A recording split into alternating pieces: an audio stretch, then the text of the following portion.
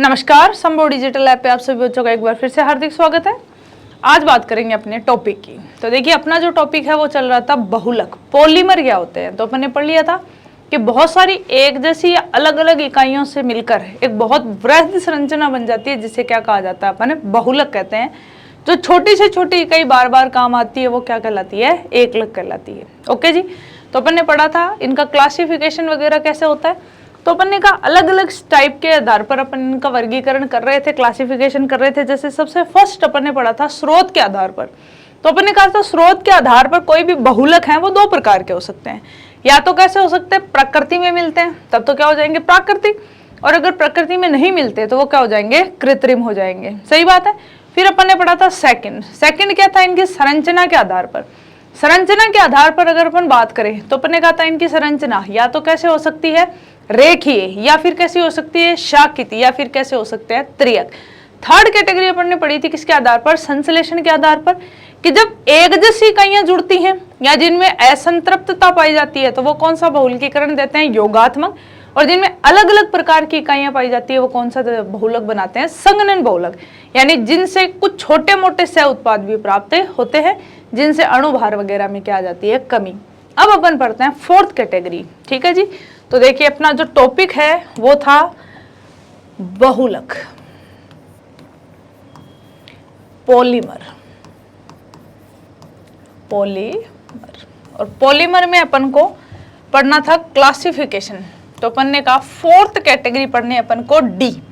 किसके आधार पर पढ़ेंगे, आणविक बलों के आधार पर। आणविक बलों के आधार पर।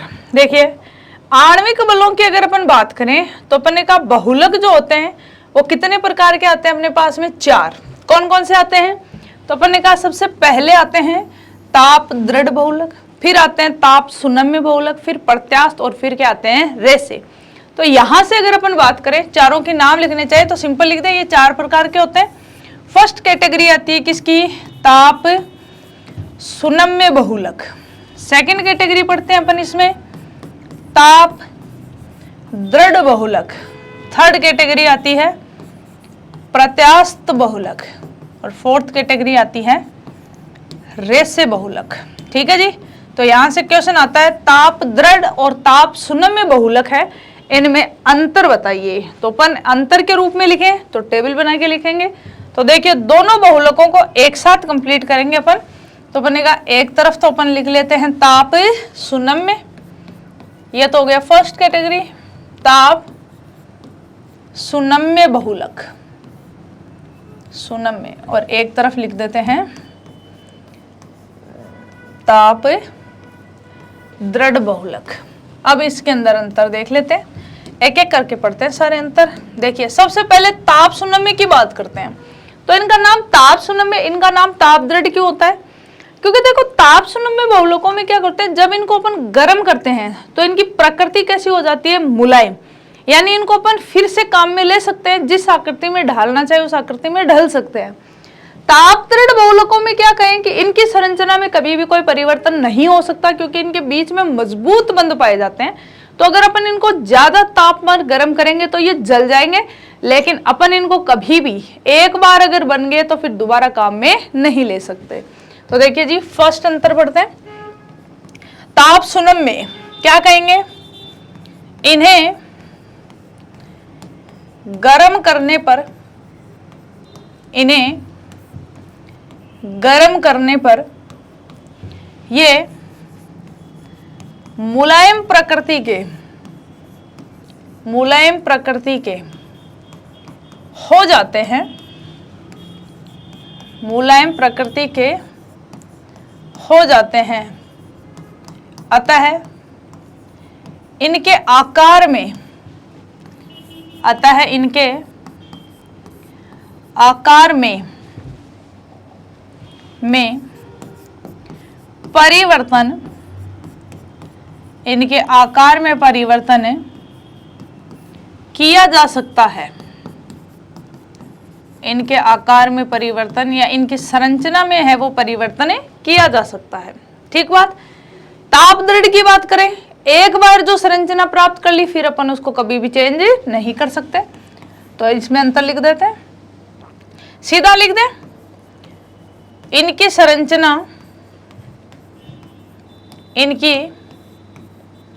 संरचना में कोई परिवर्तन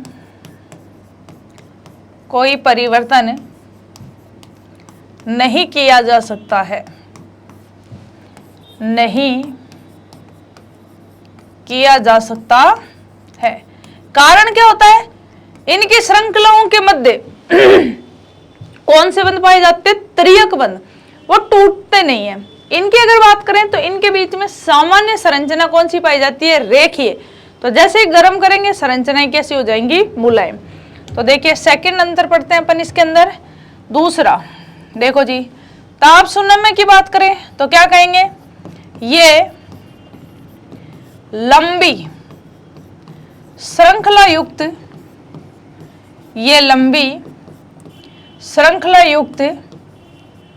रेखीय बहुलक होते हैं, रेखीय बहुलक होते हैं, यानी इनकी संरचना जनरली कैसे होती है, रेखीय।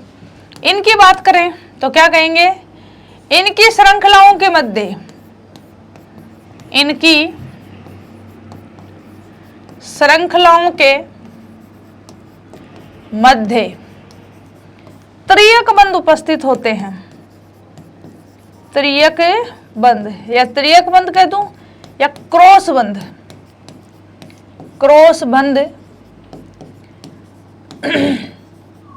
उपस्थित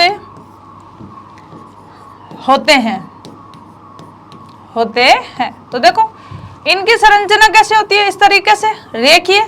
और इनकी संरचना की अगर अपन बात करें तो यहाँ पर इन श्रृंखलाओं के बीच बीच में क्या पाए जाते हैं, त्रियक बंध, जिसके कारण इनकी प्रकृति क्या हो जाती है, मजबूत हो जाती है। नेक्स्ट अंतर देखो, तो अपन का नेक्स्ट अंतर देखते हैं। इधर वही वापस है, एक तरफ क्या है, ताप सुनम्य, और एक तरफ क्या लिख देते हैं, ताप दृढ़।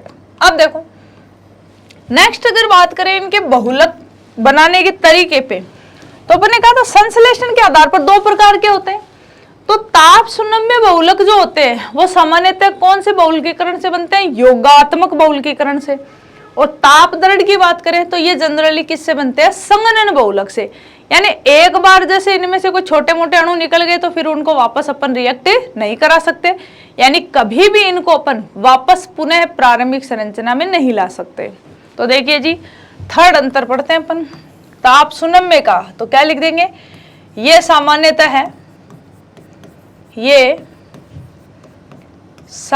है योगात्मक बहुलकीकरण,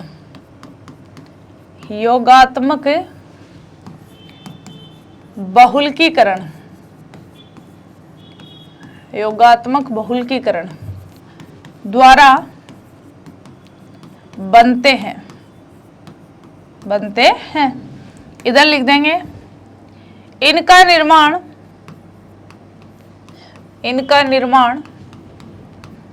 संघनन के द्वारा होता है, संघनन बहुलकीकरण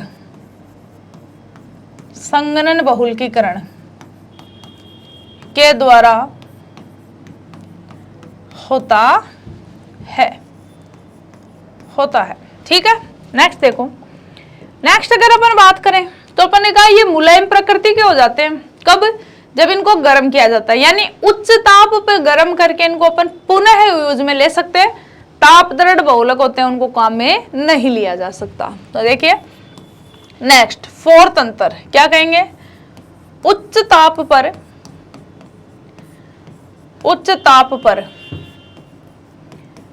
मुलायम हो जाने के कारण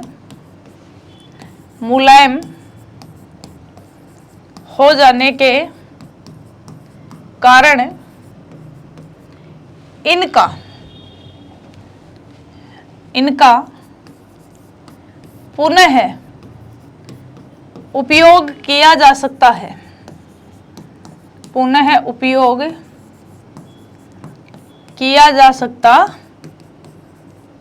है। ये ताप दृढ़ होते हैं, यानी ताप का कोई इफेक्ट नहीं है, तो इनका उपयोग नहीं कर सकते। तो इनके लिए क्या कहेंगे, गर्म करने पर पिघलते नहीं है, अतः इनका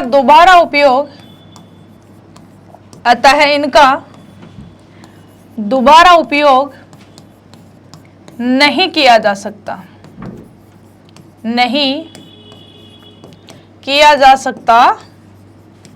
है। ठीक है जी। तो देखो, इनको अपन क्या कर सकते हैं, रीयूज कर सकते हैं, लेकिन इनको अपन रीयूज नहीं कर सकते। ठीक है। नेक्स्ट अंतर देखते हैं। देखिए, नेक्स्ट की अगर अपन बात करें तो देखिए 5th पॉइंट क्या कहेंगे, इन्हें पुनः कचरे से प्राप्त किया जा सकता है। कचरे से प्राप्त किया जा सकता है। इधर अगर बात करें तो क्या कहेंगे, इन्हें प्राप्त नहीं किया जा सकता, इन्हें प्राप्त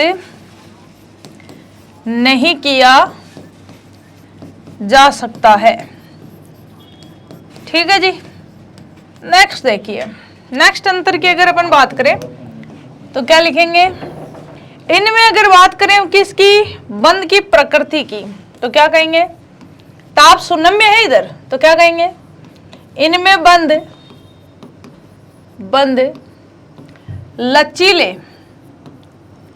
लचीले कमजोर एवं मुलायम प्रकृति के होते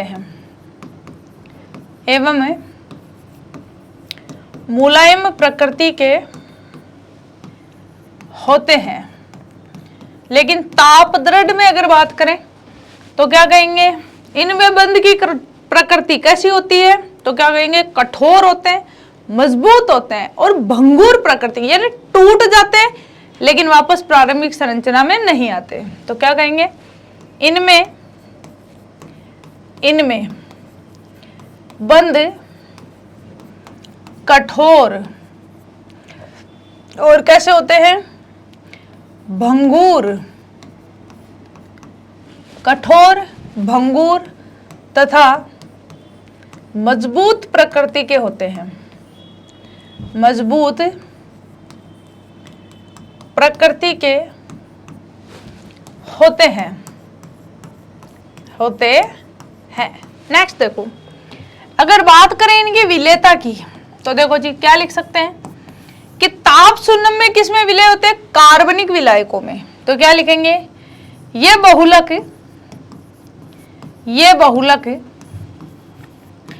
कार्बनिक विलायकों में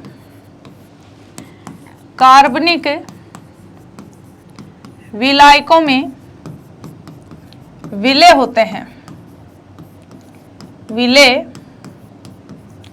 होते हैं। तो इधर क्या लिख देंगे कि इनमें त्रियक बंधों की उपस्थिति के कारण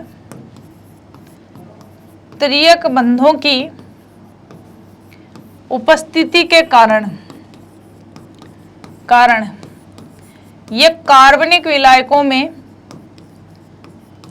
अविलय होते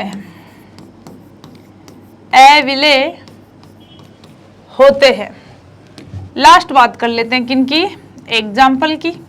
तो देखो, इसमें योगात्मक मौलिकीकरण से बनते हैं, तो जिनके अभी आगे पॉली वर्ड आता है, जैसे पॉलीएथीन, पॉलीप्रोपिलीन, पॉलीस्टायरीन, पॉलीवाइनिल क्लोराइड, इस प्रकार के जो हैं ये सारे किससे बनते हैं, योगात्मक मौलिकीकरण से, मुलायम प्रकृति के होते हैं, वापस इनको अपन काम में ले सकते हैं। इधर देखिए बात करते हैं मजबूत प्रकृति के बंध, त्रियक बंध होते हैं और संघनन बहुलकीकरण से बनते हैं। तो इनमें एग्जाम्पल आते हैं बेकेलाइट और मेलामाइन और टेरिलीन वगैरह बहुलक जो होते हैं ये। ठीक है जी। तो ये आता है ताप दृढ़ और ताप सुनम्य बहुलक। दो और बच जाते हैं, डी कैटेगरी में यानी आणविक बलों के आधार पर। नेक्स्ट कैटेगरी कौन सी होती है? प्रत्यास्थ। और फिर कौन सी होती है? रेसे। तो देखिए नेक्स्ट कैटेगरी पढ़ते हैं थर्ड कैटेगरी में कौन से आते हैं? प्रत्यास्थ बहुलक। प्रत्यास्थ बहुलक। देखो प्रत्यास्थ बहुलक क्या होते हैं, इनकी बात करें तो देखो इनमें क्या होता है, इनमें रबर के समान क्या पाई जाती है? प्रत्यास्थता। इनको अगर बल लगा के खींचते हैं तो ये अपनी लंबाई से दोगुनी या तिगुने तक खिंच जाते हैं। बल को हटा लेने पर वापस किस में आ जाते हैं? अपनी प्रारंभिक अवस्था में। इसीलिए प्रत्यास्थता का गुण पाए जाने के कारण इन बहुलकों को क्या कहा जाता है? प्रत्यास्थ बहुलक। तो देखिए इसमें एक लाइन लिख देते हैं अपन, वे बहुलक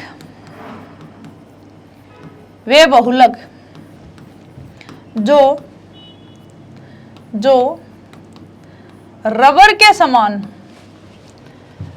के समान प्रत्यास्थता का गुण रखते हैं, प्रत्यास्थता का गुण रखते हैं अर्थात इन्हें बाह्य बल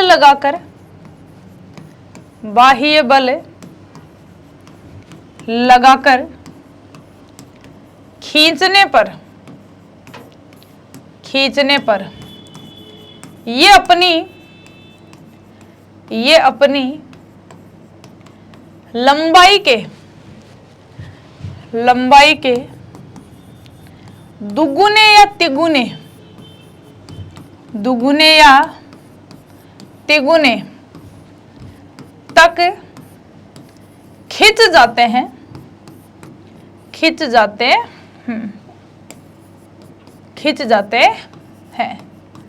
तथा बाह्य बल को हटा लेने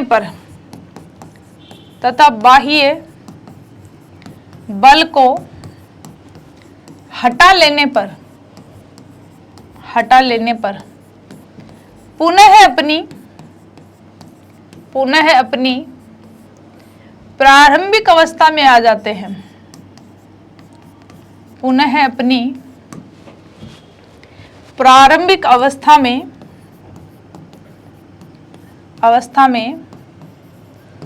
आ जाते हैं, प्रत्यास्थ बहुलक कहलाते हैं। प्रत्यास्थ बहुलक कहलाते हैं। एग्जाम्पल देखो, जैसे प्राकृतिक रबर, इसकी प्रत्यास्थता थोड़ी कम होती है, तो इसकी प्रत्यास्थता को बढ़ाने के लिए क्या ले लिए जाते हैं? संश्लेषित रबर, जैसे सिलिकॉन रबर आदि। तो इनके अंदर खिंचने का गुण पाया जाता है। रबर होता है, रबर को खींचते हैं तो खिंच जाता है, छोड़ते हैं तो वापस किस में आ जाता है? अपनी पुरानी अवस्था में आ जाता है। सिलिकॉन रबर वगैरह जैसे टायर वगैरह बनाए जाते हैं गाड़ियों के, तो इनमें भी कौन सा गुण पाया जाता है? प्रत्यास्थता का गुण पाया जाता है। सारे बहुलकों के अभी अपन गुणों की या उपयोग की बात करेंगे, लेकिन उससे पहले अपन पढ़ लेते हैं इसकी फोर्थ कैटेगरी, रेसे बहुलक। रेसे बहुलक, देखो रेसे बहुलकों की अगर अपन बात करें तो अपन ने कहा रेसे बहुलक के लिए क्या कह सकते हैं? तो अपन ने कहा इनमें जो श्रृंखलाएं होती हैं उनके बीच में हाइड्रोजन बंध पाए जाते हैं, तो ये मजबूती के साथ साथ प्रत्यास्थता का गुण भी रखते हैं। जैसे पहाड़ पे ट्रैकिंग करने के लिए जा रहे हैं तो रस्सी है, तो अगर अपन कठोर रस्सी लेंगे तो पहाड़ की स्ट्रक्चर कैसी भी हो सकती है, तो वो उसके साथ एडजस्ट नहीं होगी। रस्सी एक कैसा भी पहाड़ हो, चाहे जैसे भी फेंकोगे आप उस पहाड़ के अकॉर्डिंग क्या करेगी? अपना आकार ले लेगी। और जब ऊपर चढ़ेंगे तो कैसी चाहिए अपन को? मजबूत चाहिए। तो इस प्रकार के जो बहुलक होते हैं वो किस कैटेगरी में आते हैं? रेसे बहुलकों में। तो देखिए इसके अंदर लिख देते हैं अपन रेसे बहुलक। क्या लिखेंगे? वे बहुलक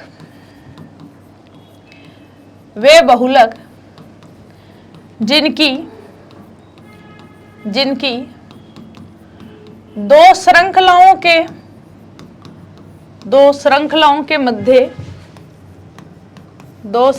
के मध्य हाइड्रोजन बंध या द्विध्रुव आकर्षण बल,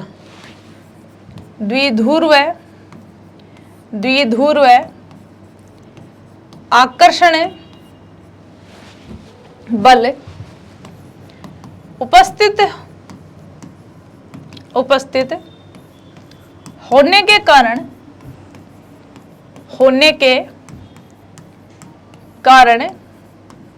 इनकी तनन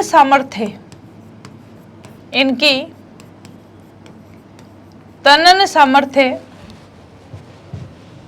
अधिक पाई जाती है।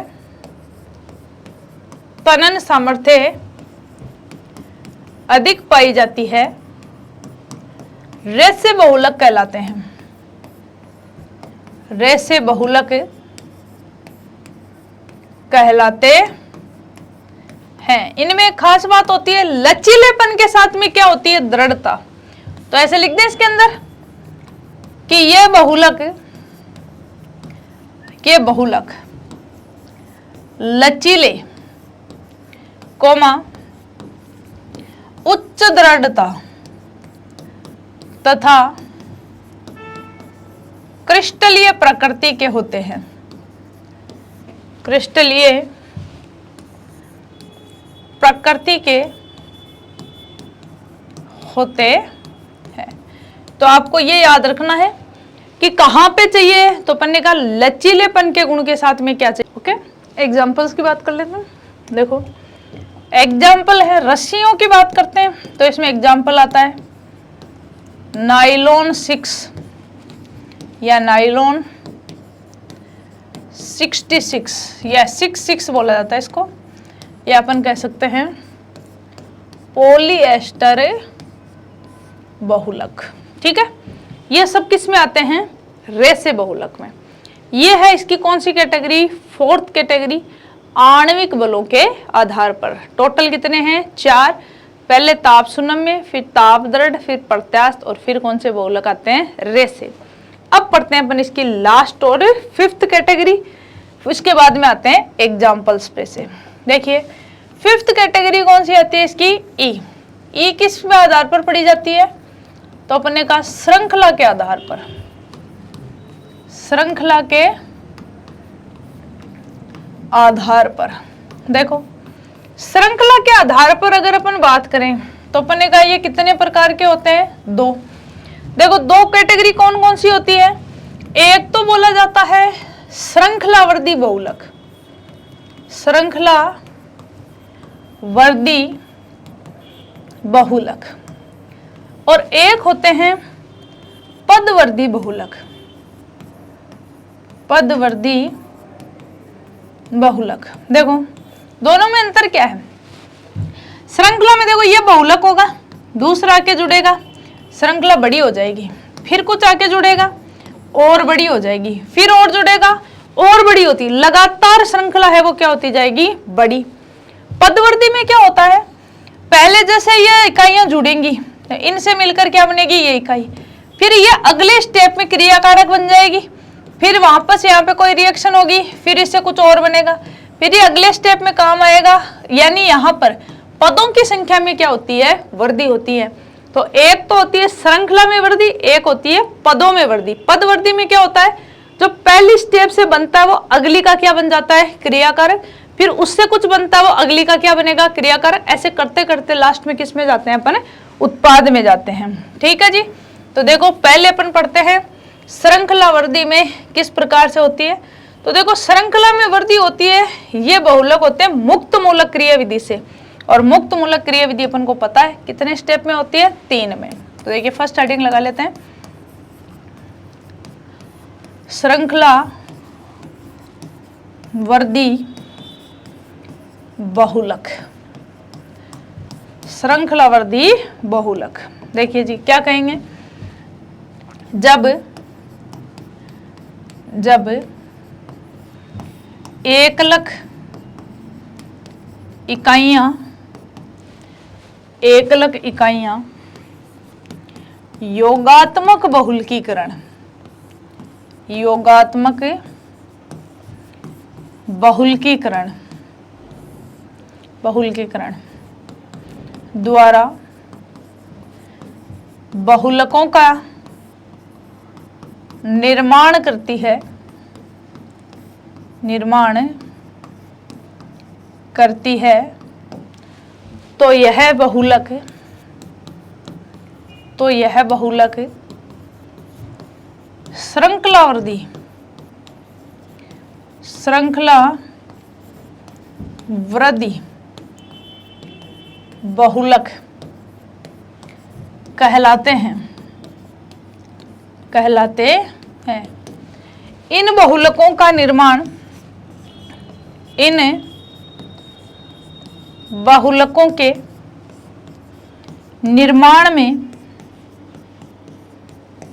में मुक्त मूलक, मुक्त मूलक, मुक्त मूलक मध्यवर्ती का निर्माण होता है, मध्यवर्ती का निर्माण होता है, होता है। देखो फ्री रेडिकल बनता है, और आपको पता है फ्री रेडिकल जिसमें भी बनता है उसमें टोटल कितने स्टेप होते हैं? 3। तो लिख देते हैं। अतः यह बहुलक, यह बहुलक, बहुलक मुक्त मूलक, मुक्त मूलक क्रियाविधि से बनते हैं, क्रियाविधि से बनते हैं, जिसमें जिसमें निम्न 3 स्टेप्स पाए जाते हैं, निम्न 3 चरण पाए जाते हैं, निम्न 3 चरण पाए जाते हैं। देखो जी, सबसे पहले एक रिएक्शन देखो। एक होता है श्रृंखला प्रारंभ होती है, तो इसे बोला जाता है श्रृंखला प्रारंभ। फिर श्रृंखला बढ़ती है तो इसे बोला जाता है श्रृंखला वर्गीकरण, और लास्ट में जब होते होते होते लास्ट स्टेप होता है तो वो बोला जाता है श्रृंखला समापन। एक नॉर्मल से एग्जांपल लेते हैं अपन पहले, कि मान लो जैसे एथीन है, CH2 डबल बॉन्ड CH2, योगात्मक बहुलकीकरण किस में होता है? तो जिसमें अपन ने कहा असंतृप्तता पाई जाती है, यानी डबल बॉन्ड वगैरह पाए जाते हैं। बहुलक का मतलब है अनेक अणु जुड़ेंगे, कुछ भी नंबर हो सकता है। n का मतलब है 2 से लेकर अपन कितना ले सकते हैं? मान लो 10,000 तक अणु जुड़ सकते हैं। ठीक है, तो देखिए बहुलक है, तो अपन ने कहा यहाँ पर रिएक्शन होगी तो मुक्त मूलक की प्रेजेंस में होगी। तो अपन ने कहा पहले तो ये किसकी प्रेजेंस में होता है? HNO कंडीशन में। ठीक है, बनता क्या इससे? CH2 CH2 CH2 CH2 CH2 CH2, जितनी भी इकाइयां ऐसे जुड़ती जाती हैं और बन जाता क्या है? पॉलीएथीन, या जिसको नॉर्मली बोलते हैं अपन पॉलीथीन। अब देखो ये बनता कैसे है? तो अपन ने कहा इसके 3 स्टेप हैं। फर्स्ट आता है श्रृंखला प्रारंभन पद, श्रृंखला प्रारंभन पद। देखो इस सबसे पहले क्या होता है? ये जो अपन ने लिया है carbon double bond oxygen, oxygen 2 है ना ऐसे, तो अपन ने कहा 2 हैं, oxygen oxygen, carbon double bond oxygen है R। कंडीशन कौन सी है? HNO। HNO का मतलब यूवी रेज जैसी, फोटोन है।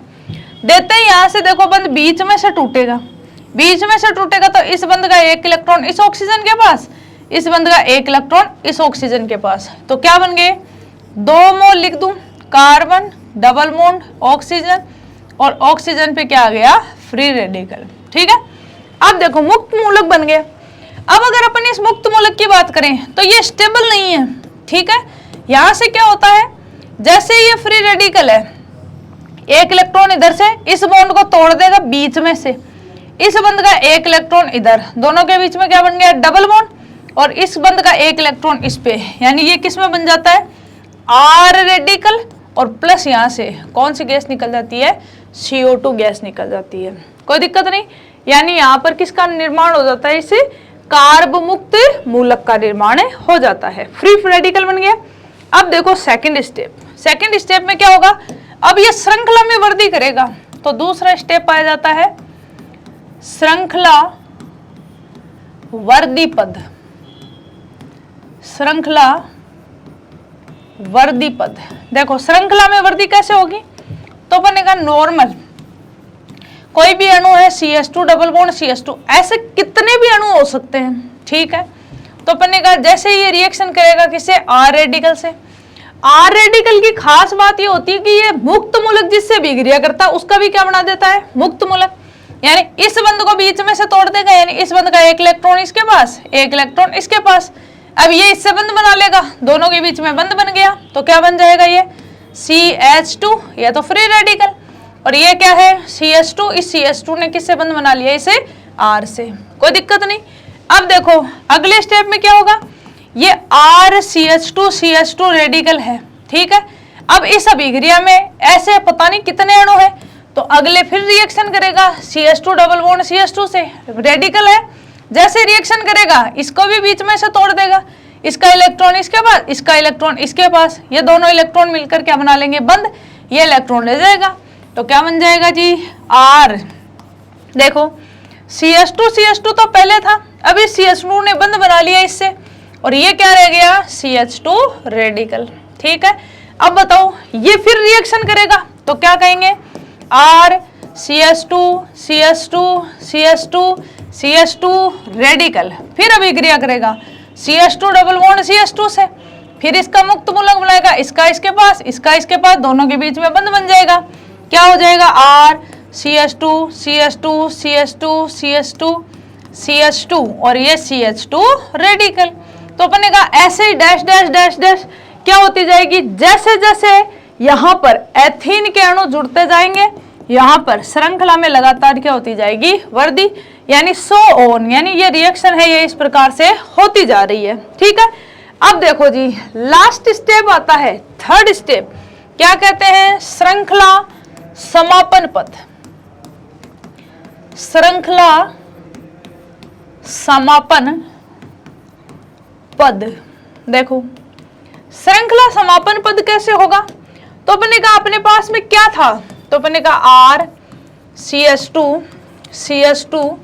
CH2 ऐसे रेडिकल, पता नहीं कितने CH2 है, तो अपन लगा देते हैं N, ऐसे अणु बच गए, ठीक है।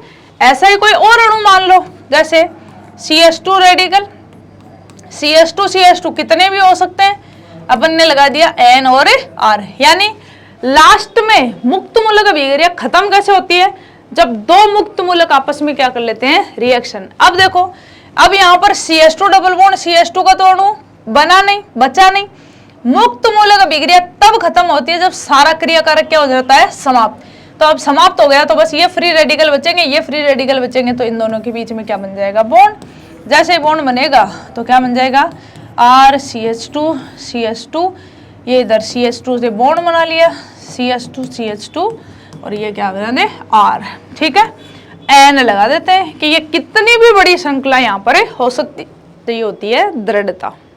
तो मुक्त मूलक क्रिया विधि जो होती है उसकी खास खास बातें क्या थी, पहला आराम से संपन्न नहीं होती, स्टार्ट नहीं होती है, उच्च ऊर्जा चाहिए, तो अपन ने कौन सी ऊर्जा दी, यूवी रेज, ओके। दूसरा एक बार प्रारंभ हो जाती है तो फिर अपने आप समाप्त नहीं होगी, कब खत्म होगी, जब सारा क्रियाकारक क्या हो जाएगा, खत्म। तीसरा मुक्त मूलक जिससे भी अभिक्रिया करता है उसका भी क्या बना देता है, मुक्त मूलक बना देता है। तो यहाँ पर 3 स्टेप थी, पहली मुक्त मूलक का निर्माण कैसे होता है, यानी श्रृंखला प्रारंभ, फिर श्रृंखला में क्या होती है, वृद्धि, और फिर श्रृंखला क्या हो जाती है, समाप्त। ये था इसकी फर्स्ट कैटेगरी, श्रृंखला में वृद्धि में बहुलक। अब अपन पढ़ेंगे नेक्स्ट कैटेगरी जिसमें आएगा पदवर्धी। तो श्रृंखला में वृद्धि तो किसमें होती है, योगात्मक बहुलकीकरण से बनते हैं, यानी जिसकी एकलक इकाइयों में क्या पाए जाते हैं, डबल बॉन्ड वगैरह पाए जाते हैं। और संघनन बहुलक कब, जब दोनों इकाइयां पहले क्या होती हैं, अलग अलग होती हैं, तो इन इकाइयों के जुड़ने से कौन सा बहुलक बनता है, पदवर्धी। देखते हैं अपन सेकंड, देखो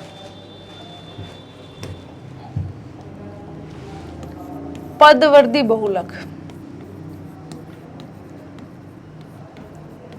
पदवर्ती बहुलक। देखो पहले तो 2-4 लाइनें लिखते हैं इसमें। पदवर्ती बहुलकों में क्या कहेंगे,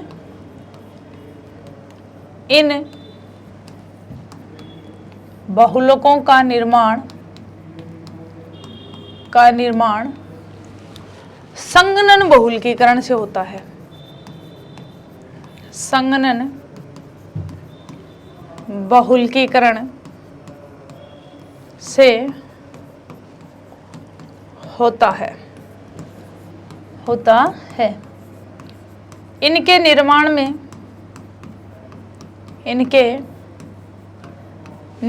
में एकलक इकाइयां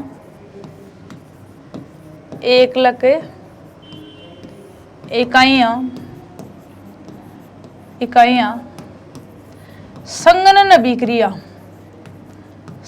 अभिक्रिया करके उत्पाद बनाती है, जिसमें पुनः एकलक इकाई के जुड़ने से पदों में वृद्धि होती जाती है। पदों में वृद्धि होती जाती है। जैसे संगनन की अगर बात करें तो इसका एग्जाम्पल आता है कौन, टेरिलीन, या इसका एग्जाम्पल आता है बेकेलाइट, या एग्जाम्पल आता है नाइलॉन 66। यानी याद रखना जिसमें दोनों एकलक इकाइयां क्या होती हैं, अलग अलग प्रकार की होती हैं। देखो जी एग्जाम्पल लेते हैं अपन इसका। टेरिलीन या डेक्रोन बहुलक किससे बनता है, तो एक तो काम आता है इसमें टरथेलिक अम्ल, और एक साथ में आती है एथिलीन ग्लाइकोल। ठीक है जी, एथिलीन ग्लाइकोल का सूत्र क्या होता है, CH2 एथिलीन, और ग्लाइकोल का मतलब 2OH। टरथेलिक एसिड का फॉर्मूला क्या होता है, बेंजीन वलय की पैरा स्थिति पर क्या होनी चाहिए, COOH। अब देखो इनके जुड़ने की अगर बात करें तो देखो सबसे पहले ये अपने पास में एक टरथेलिक एसिड है, कार्बन डबल बॉन्ड ऑक्सीजन है OH, carbon double bond oxygen है OH, कोई दिक्कत नहीं। दूसरा काम में लेते हैं अपन इधर क्या, तो बनेगा एथिलीन ग्लाइकोल, CH2 OH, और इधर है OH। जैसे रिएक्शन हुई बताओ, दोनों इकाइयों के संगनन बहुलकीकरण का मतलब होता है जो छोटे मोटे अणु से बाहर निकलते हैं। ओके जी, तो क्या कहेंगे, यहां से क्या निकल जाएगा, H2O बाहर। H2O बाहर निकलते ही प्रोडक्ट क्या बन जाएगा, COOH। ये क्या रहेगी, बेंजीन वाले कार्बन डबल बॉन्ड है ऑक्सीजन, ये किससे जुड़ गया, इसे O CH2OH से। कोई दिक्कत नहीं, यहां पर दिख रहा है आपको,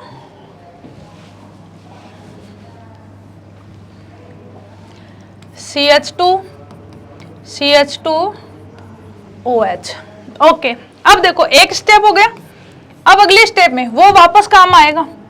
COOH क्या था, बेंजीन वाले carbon double bond oxygen, CH2OH। Okay जी, दोबारा से रिएक्शन होगी किसकी, अब एक एक बार होगी, एक बार इस एकलक से, एक बार इस एकलक से रिएक्शन होगी। किससे, एडिपिक एसिड से, ओ सॉरी टरथेलिक एसिड से, carbon double bond oxygen,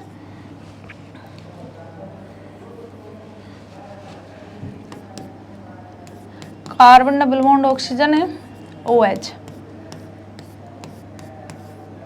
carbon double bond oxygen है OH। देखो जैसे रिएक्शन होगी यहां से क्या निकल जाएगा जी, वापस से वही H2O निकल गया, तो अब क्या बनेगा, नया प्रोडक्ट बनेगा।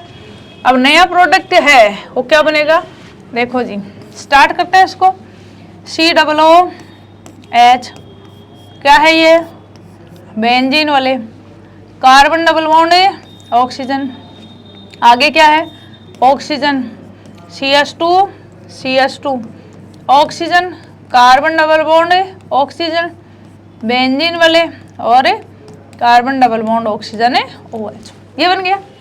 अब ये जो बना है ये आगे वाले पद में काम आएगा, क्या है जी, COOH, ये क्या थी बेंजीन वाले, carbon double bond oxygen O, CH2 O, carbon double bond oxygen, ये क्या है benzene, carbon double bond oxygen है OH। अब अगले स्टेप में देखो जी क्या काम आएगा, एथिलीन ग्लाइकोल, CH2 OH, जैसे रिएक्शन होगी क्या बनेगा भाई, यहाँ से फिर से क्या निकलेगा H2O, यहाँ पे जो भी बनेगा वो फिर काम आएगा कहाँ पे, इस प्रकार, और ये रिएक्शन आगे से आगे, आगे से आगे, यानी हर एक रिएक्शन से एक स्टेप की क्या हो जाती है वर्दी। कैसे, पहली स्टेप में जो क्या बनता है उत्पाद, वो अगली स्टेप का क्या बन जाता है क्रियाकारक। तो इस प्रकार से ये बहुलक क्या कहलाते हैं, सिर्फ श्रृंखला में वृद्धि नहीं होती, पदों में भी क्या होती है वृद्धि, और श्रृंखला वाले में क्या होता है, सिर्फ श्रृंखला लगातार क्या होती जाती है, बढ़ती जाती है, क्योंकि सारी एकलक इकाइयां कैसी होती है, एक जैसी, इनमें दोनों अलग अलग प्रकार की इकाइयां होती हैं। ओके जी, तो ये थी अपनी क्लास जिसके अंदर अपन ने कंप्लीट किया क्लासिफिकेशन ऑफ पॉलीमर्स की क्लासिफिकेशन। टोटल 5 टाइप से अपन क्लासिफाई कर सकते हैं, वो कौन कौन से थे, तो अपन ने 3 जो थे उनको पहली वाली क्लास में पढ़ लिया था, 2 को आज अपन ने कंप्लीट कर लिया। अब आते हैं नेक्स्ट वेरी इंपॉर्टेंट क्लास जिसमें अपन पढ़ेंगे कि बहुलक होते हैं, जितने भी बहुलक होते हैं उन सबको पढ़ेंगे अपन, एक एक की एकलक इकाई पढ़ेंगे और उन बहुलक कैसे बनाते हैं और उन बहुलकों का उपयोग क्या होता है। मिलते हैं आपसे जल्दी ही, तब तक के लिए धन्यवाद।